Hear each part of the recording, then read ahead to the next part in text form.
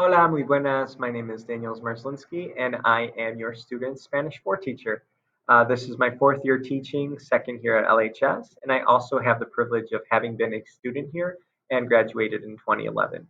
I currently have a bachelor's in teaching Spanish K through 12, a master's in teaching English as a second language, and I'm currently working on my second master's in teaching Spanish as a second language, which is currently being done online. So I totally understand the highs and lows of contemporary online remote learning.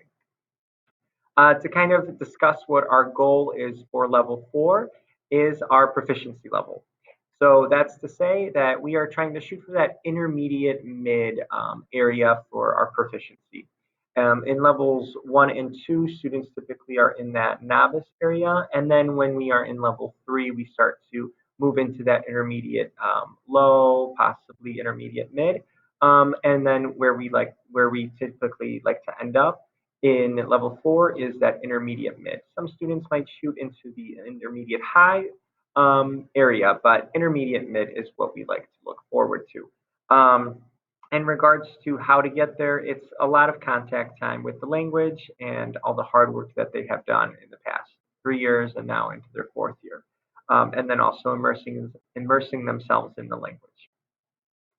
One thing that we like to also discuss with our seniors or our level 4 students, excuse me, is the college preparations. These students are making a lot of important and tough decisions right now for their futures. And one thing that we like to tell parents and students is to take those placement tests for the Spanish classes if they are interested in seeking next year as early as possible, just so then they get scored and placed most accurately. And I recommend that parents or guardians kind of guide and help their students achieve that goal or accomplish that sooner than later. Here at LHS, we also offer the Seal of Biliteracy. So basically, what this program does is it recognizes high school students who have attained a very high level of proficiency in more than just English. So in this case, it would be Spanish and English. And this is then added to the student's transcript, and then a high school diploma. There is a little seal that students receive. And how many students receive this? Here at LHS, we've had 30 students last year and 31 in 2019. And then the commendation students that receive a commendation towards the Seal of Biliteracy, last year we had 55, and then in 2019 we had 62. So how do students receive the Seal of Biliteracy or the commendation towards the Seal of Biliteracy? In regards to the Seal of Biliteracy, the intricacies or the requirements is a student scores a score of 480 or higher on the English language arts portion of the SAT, or a 4 or 5 on the AP language exam. Then in regards to the Spanish portion of the Seal of Biliteracy, students have to score an I5, an intermediate 5 on Form B in all three modes. That is interpersonal speaking, presentational, and interpretive reading and listening.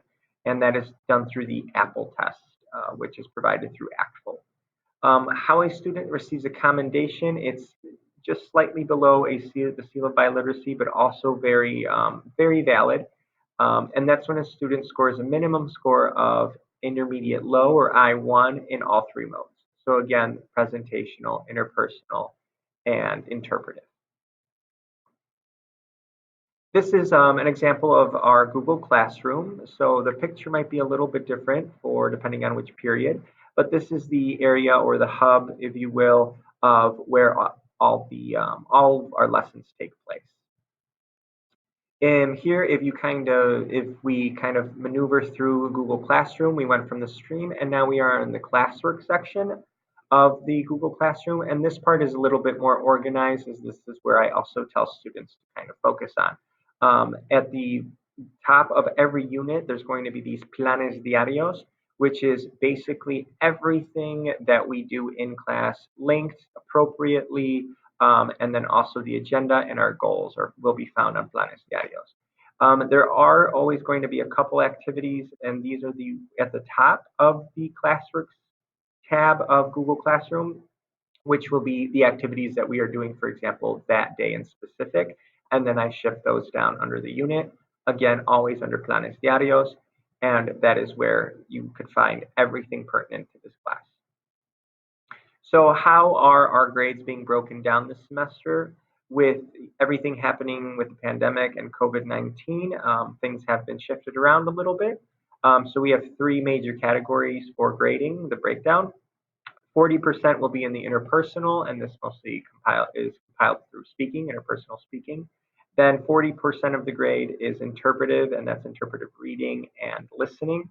And then also 20% for daily activities. And the daily activities are there to show the progress and the hard work that the students are doing on a daily basis to reach their goal and to show their progress in the target language in Spanish. So muchísimas gracias.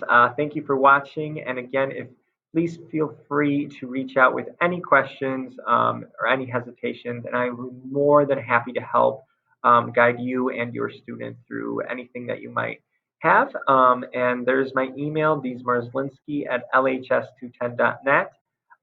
It's wonderful to meet you in this virtual way. I hope this is the one and only time that we have to have this type of formatting. Thank you, muchas gracias y hasta luego. Chao.